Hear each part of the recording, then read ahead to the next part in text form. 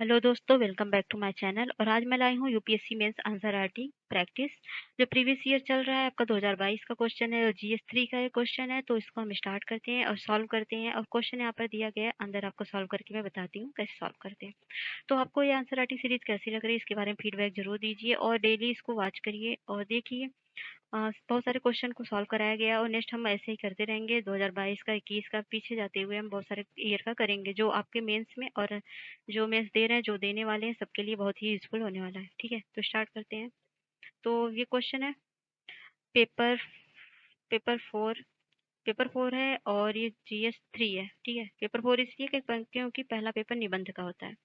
तो इसमें प्रौद्योगिकी होता है, आर्थिक विकास, जैव विविधता और पर्यावरण सुरक्षा, बहुत सारी चीजें इसमें पढ़नी होती हैं। तो इसमें सारे मतलब ये इकोनॉमी का क्वेश्चन है। तो सार्वजनिक निजी स्वामित्व मतलब पीपीपी की आवश्यकता क्यों है? भारत में रेलवे के पुनर्विकास में पीपीपी मॉडल की भूमिका का परीक्षण 150 वर्ड में लिखना है। ठीक है। Why is public-private ownership needed? Triple P is a redevelopment of the railways in India, testing the role of the model. Answer in 150 word. Okay, तो सॉल्व करते हैं। तो यहाँ पर हम इंट्रो देंगे। इंट्रो दो दिया गया, आप छोटा सा कोई भी इंट्रो लिख सकते हो, इससे फ्लो चार्ट की जरूरत नहीं है। लेकिन अगर आप बना दोगे, लेकिन मेन बॉडी में बनाना, इंट्रो में नहीं बनाया जाता। ठीक है। तो रेल मंत्रालय सार्वजनिक निजी भागीदारी पब्लिक प्राइवेट पार्टनरशिप मॉडल के तहत 16 स्टेशनों के लिए बोली लगाने की योजना बना रहा है। यात्रियों के लिए बेहतर बुनियादी सुविधा और पहुंच को सुनिश्चित करने के लिए इन रेलवे स्टेशनों को उन्नयन किया जाएगा। तो ये आप जैसे कि करंट का है न्यूज, तो करंट के बारे में बता के आप आगे बता सकते हैं।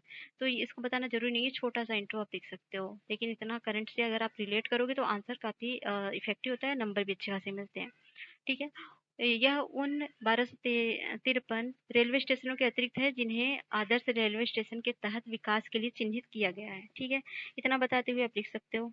फिर ये है आपका ट्रिपल पी क्या है, इसके बारे में बता सकते हो। अदरवाइज 150 वर्ड में पूछा है तो इतना बता नहीं पाओगे तो कोई बात नहीं, लेकिन छोटा सा इसके बारे में ज़रूर बता देना।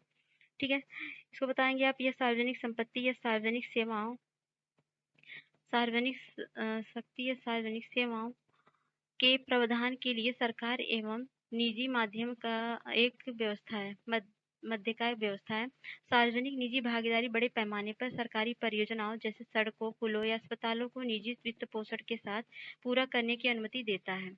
इस प्रकार की साझेदारी में निजी क्षेत्र की संस्था द्वारा एक निश्चित निर्दिष्ट अवधि के लिए निवेश किया जाता है। तो किस तरह से इन्वेस्टमेंट किया जाता है पब्लिक प्राइवेट पार्टनरशिप में, ये सारी चीज़ों के बारे में बताया गया है। तो इसमें आप छोटा सा लिख सकते हो, अदरवाइज इतना लिखने की कोई ज़रूरत नहीं है। नेक्स्ट, तो इसको पढ़ लीजिए, मैं पढ़ देती हूँ। चूंकि ट्रिपल बी मतलब पीपीपी मॉडल में सेवाएं प्रदान करने के लिए सरकार द्वारा जिम्मेदारी का पूर्ण प्रतिधारण शामिल है या निजीकरण की प्रक्रिया नहीं है। मतलब ऐसा नहीं है कि अगर पब्लिक प्राइवेट पार्टनरशिप है तो पूरा प्राइवेट के हाथों चला जाता, नहीं। ऐसा गवर्नमेंट का इसमें मैक्सिमम होता है, 51% शेयर होता है। तो ऐसा कुछ नहीं है। तो इसमें निजी और सार्वजनिक इकाई के मध्य जोखिम का एक सुव्यवस्थित तरीके से आवंटन होता है, तो ये काफ़ी अच्छा भी होता है। तो आगे बढ़ते हैं। तो इसके प्रॉफिट क्या है? तो ट्रिपल पी मॉडल निवेश, परिचालन दक्षता और आधुनिक एवं स्वच्छ प्रौद्योगिकी को शामिल करता है। ठीक है। ट्रिपल पी के तहत रेलवे रेल पटरियों के साझा उपयोग के लिए प्रदान करती है, जिन राज्यों में निजी और निवेशक के लिए लाभ एवं राजस्व आधार को बढ़ाया जा सकता है। ठीक है। जो आगे बढ़ते हैं। ट्रिपल पी रेलवे परियोजनाएं रेल पटरियों के साझा उपयोग के लिए प्रदान करती है और राज्यों और निजी निवेशकों के लिए दक्षता लाभ और बढ़ते हुए राजस्व आधार हो सकते हैं, मतलब कम लागत के आधार पर हो सकते हैं। इसके अतिरिक्त इसमें प्रतिस्पर्धा में वृद्धि हो सकती है और रेलवे के बुनियादी ढांचे का आधुनिकीकरण हो सकता है। इसलिए तो रेलवे को प्राइवेट के हवाले किया जा रहा है। चुनौतियाँ क्या हैं? ट्रिपल पी परियोजनाओं का मौजूदा अनुबंधों में विवाद क्या है? पूंजी की अनुपलब्धता, भूमि अधिग्रहण से संबंधित नियामक बाधाओं जैसे मुद्दों में उलझी हुई है। भूमि अधिग्रहण में देरी होने के कारण ट्रिपल पी को व्यवहार में विनियमित करने में भारत सरकार का खराब रिकॉर्ड है। तो ये चुनौतियाँ हैं। ऐसा मामला, देखिए चुनौतियाँ भी देना बहुत ज़रूरी होता है, लेकिन अगर ये 250 वर्ड में पूछ रहा है तो आप इतना ज़्यादा लिखिएगा नहीं, तो आप 1-2 पॉइंट 3 पॉइंट लिख सकते हैं। मैंने ज़्यादा इसलिए बताया ताकि आप इसमें से शॉर्टकट करके तो याद कर सको या समझ सको। ठीक है? इतना लिखना नहीं, 150 वर्ड में लिखना है तो आप शॉर्टकट के लिख लेना कितना लिखना है। मैं बस आपको डायग्राम बता रही हूँ कैसे करना है। तो ऐसा माना जाता है कि भारत में सार्वजनिक क्षेत्र के बैंकों में गैर निष्प्रदानकारी परिसंपत्ति पोर्टफोलियो के एक बड़े हिस्से में बुनियादी ढांचा परियोजना के लिए ऋण शामिल है। कई क्षेत्रों में ट्रिपल पी योजनाएं क्रोनिक कैपिटलिज्म वाहक के रूप में तब्दील हो गई हैं। बुनियादी ढांचा में ट्रिपल पी परियोजनाएं राजनीति से जुड़ी कंपनियों द्वारा चलाई जाती हैं, जिन्होंने अनुबंध हासिल करने के लिए राजनीतिक संपर्क बनाया। जैसे कि अभी आरोप लगा रहा है कि अडानी जी मोदी जी से कांटेक्ट में है, जिससे वो सारे के सारे शेयर लेते हैं और मतलब कंस्ट्रक्शन वगैरह का सारा काम करवाते हैं।